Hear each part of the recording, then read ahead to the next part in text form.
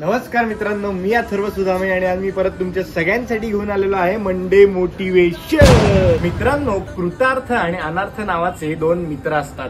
हा कृतार्थ दरवर्षी शाळेत पहिला यायचा, कॉलेजमध्ये पहिला यायचा, त्यामुळे त्याला एका मोठ्या कंपनीत मोठा जॉब सुद्धा लागला होता। पण अनार्थ मात्र दरवर्षी शाळेत नापास व्हायचा, कॉलेजमध्ये नापास व्हायचा, त्यामुळे त्याला जॉब लागायचा काही प्रश्नच नव्हता।